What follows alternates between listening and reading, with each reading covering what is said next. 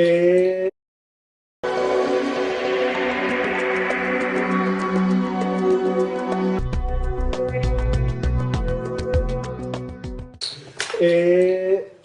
1914, Leonard Bosman, a Jewish theosophist and Freemason from London, wrote in his book, The Music of the Spheres, concerning people who deny that Judaism can be reconciled with theosophy. Have they heard about the inner doctrine, the received wisdom, the Kabbalah, or the doctrine of the heart, or the theosophia of the Jews? But verily, the secret doctrine of the Jews is theosophia, and nothing but theosophia. And hence it is a matter of perfect simplicity to reconcile the two teachings that emanate from one source. Similar perceptions concerning the significance of Kabbalah, the essential identity of Kabbalah and theosophy, were prevalent among Jewish followers of the Theosophical Society.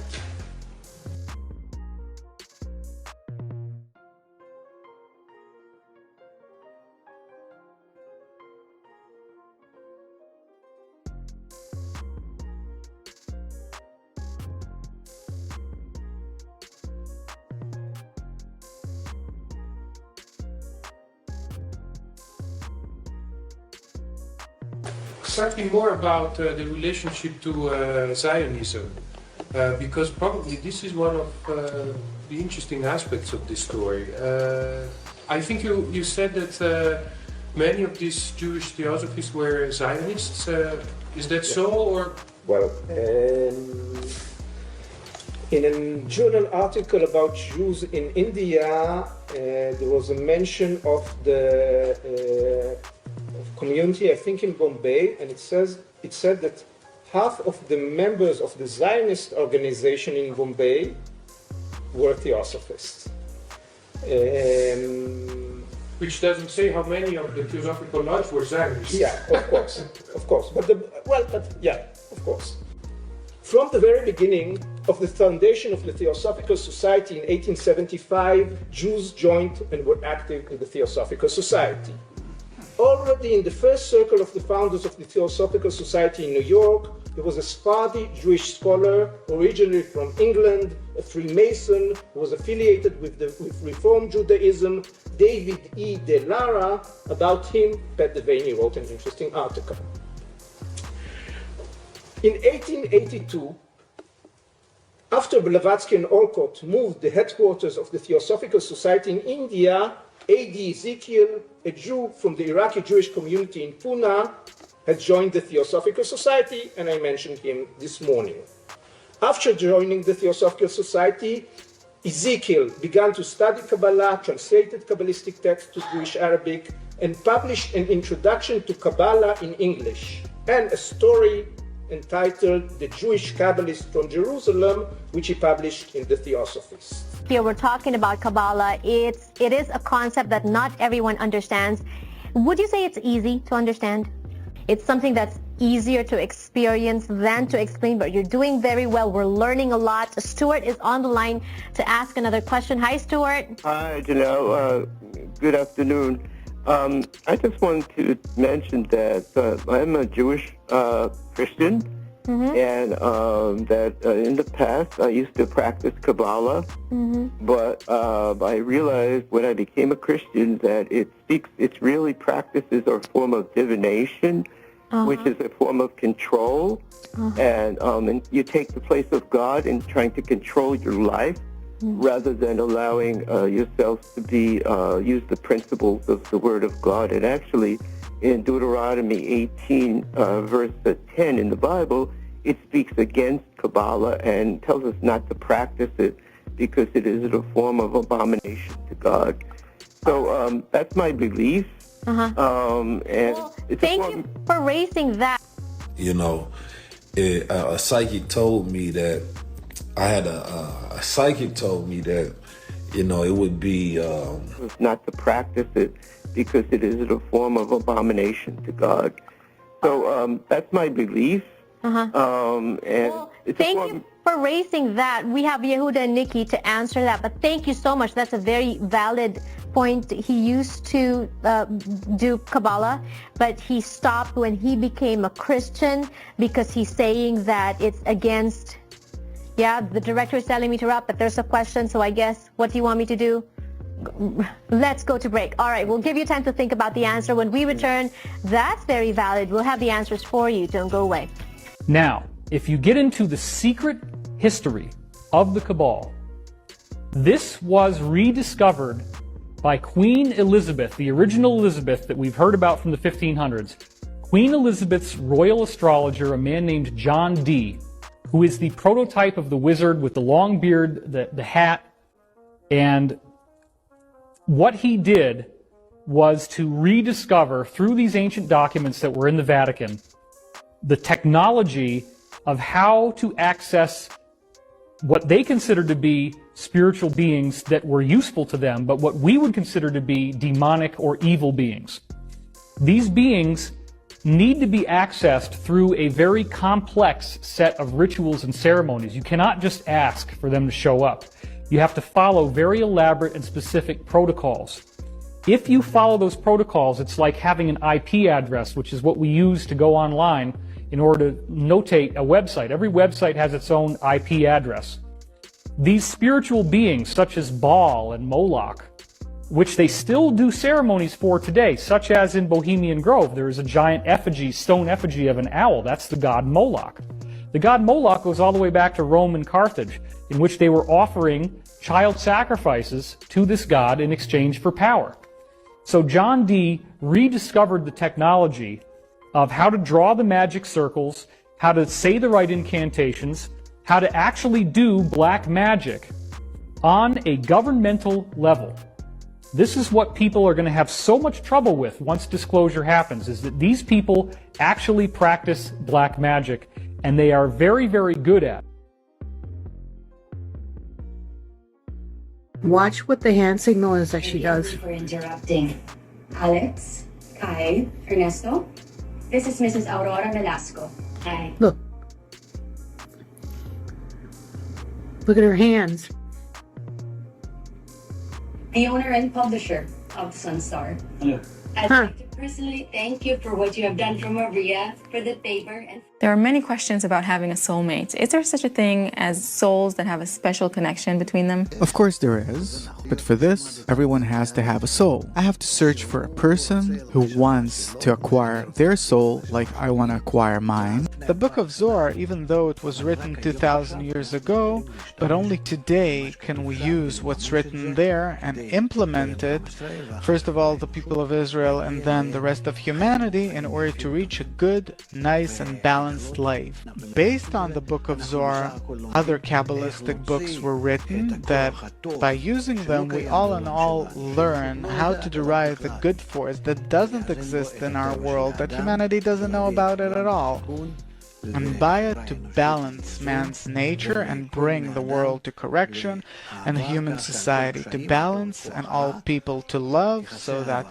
love covers for all crimes, that the good force covers the bad force, and both of them will exist together, and this is actually the future that the world has to come to. To cast a spell is simply to spell, to manipulate words, to change people's consciousness. I'm talking to some of the soldiers and they say what they've witnessed as they've been walking through these different houses, these different communities.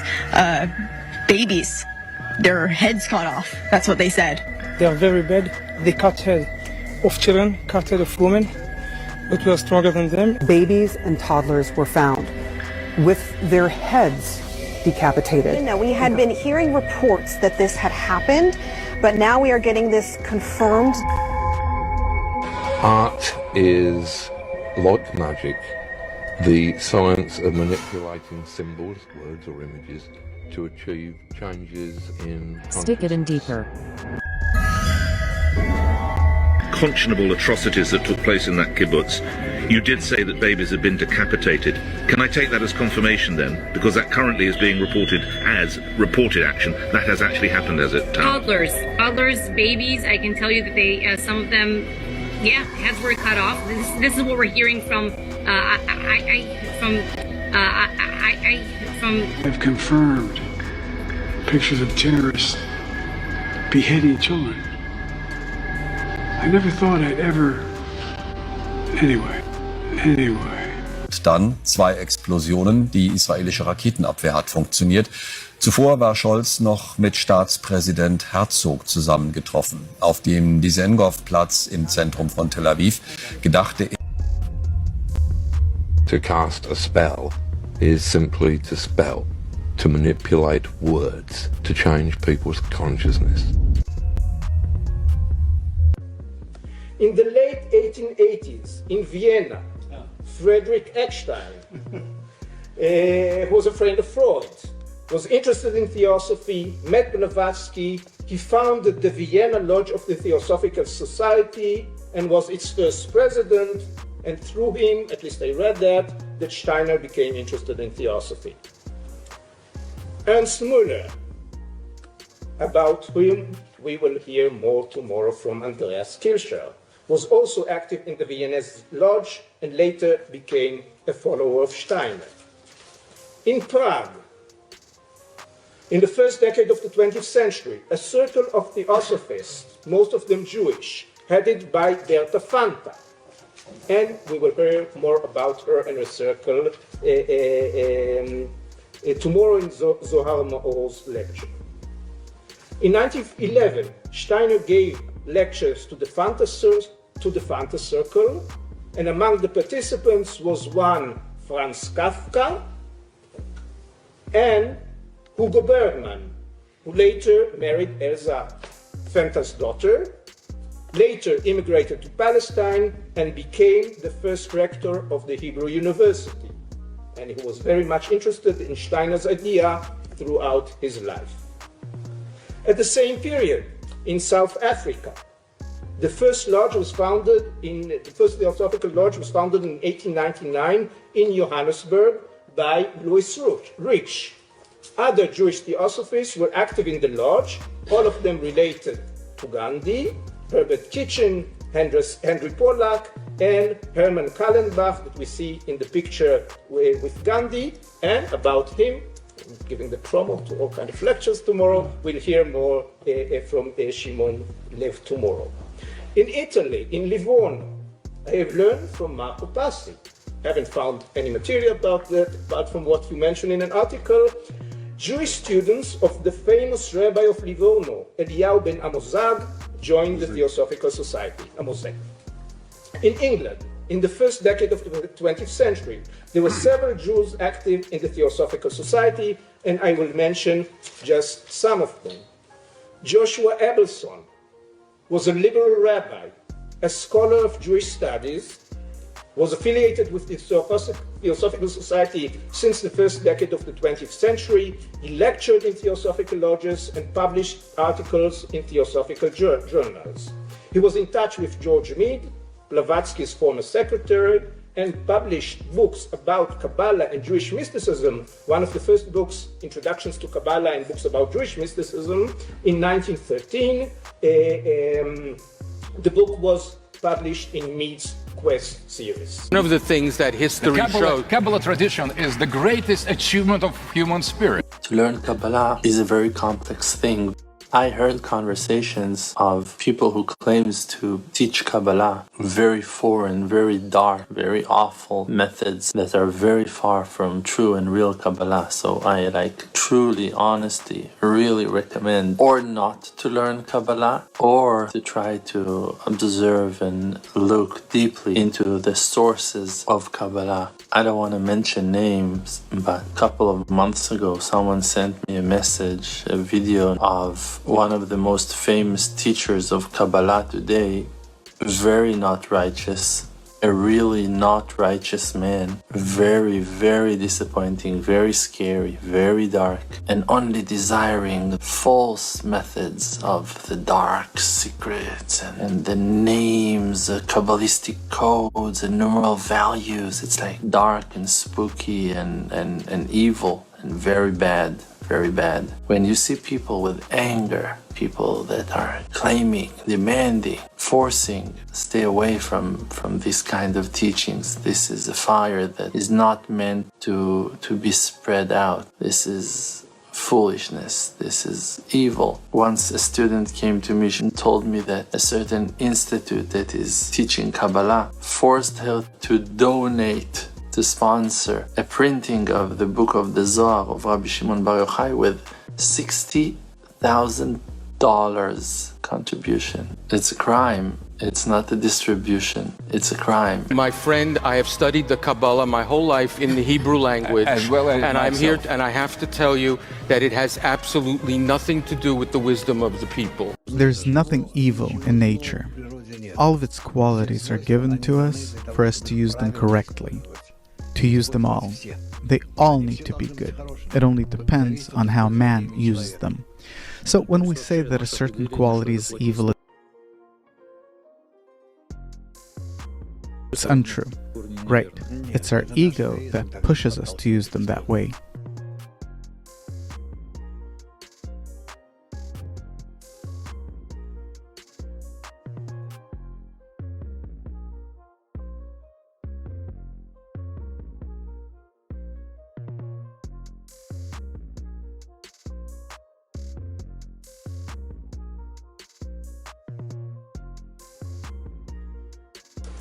Elias Gewurz immigrated to London in 1902 from Dębic in Poland. He was a descendant of quite a known rabbinic family, joined the Theosophical Society, published articles and books on Kabbalah, and in 1914 immigrated to California and was active in the Theosophical Society there.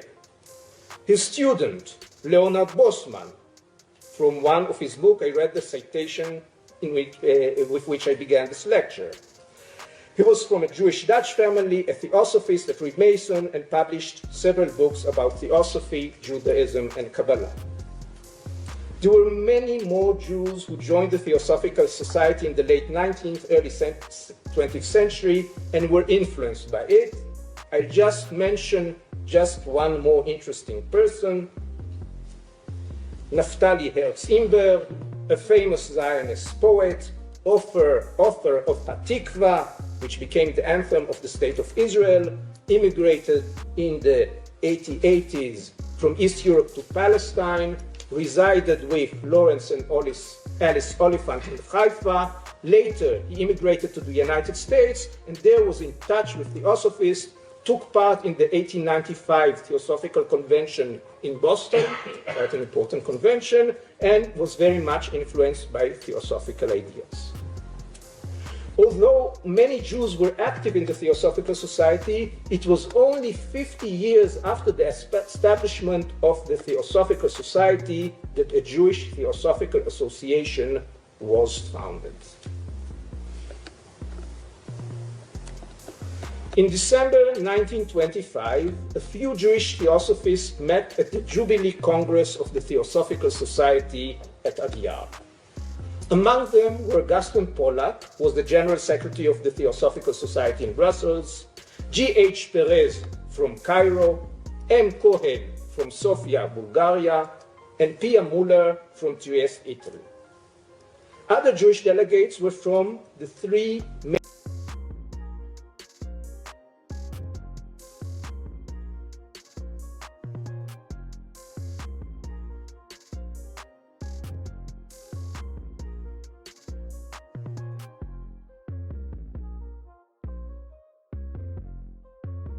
lawyer, political and social activist from the Jewish community in Cochin. Later, he became a Zionist activist and organized the immigration of the Cochin Jewish community to Israel.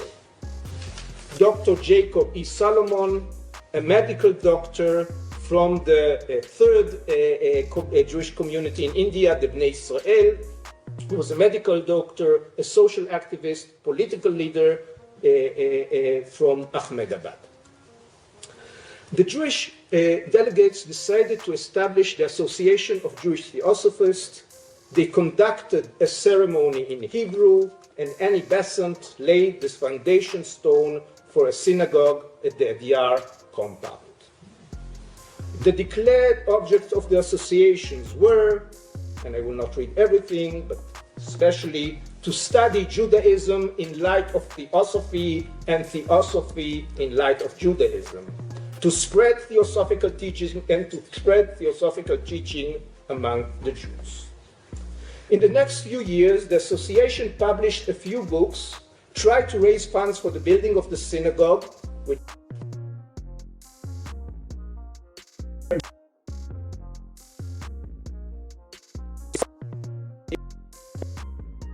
were founded in England, Holland, India. Also, there were representatives in Austria, Poland, Bulgaria, Romania, and Italy. The most active group of the Association of Hebrew Theosophists was in the United States. The president of the American sections was Henry C. Samuels from Seattle. He immigrated as a child from Russia. He published several books, one of them, Krishnamurti, the Jew. The vice president, Gotsena Boridlova, from Milwaukee. She was author of several articles and books on the occult significance of numbers. Local groups of American section were founded in different locations and held meetings and lectures.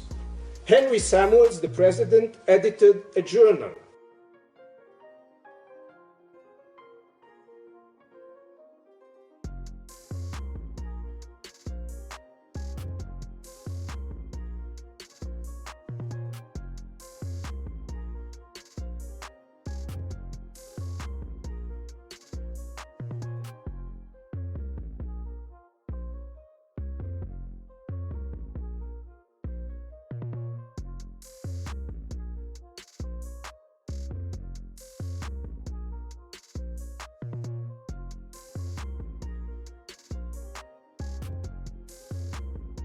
Association was still active in the Theosophical Society in later years, but I haven't found any information about activities of the Association of Hebrew Theosophists after 1932.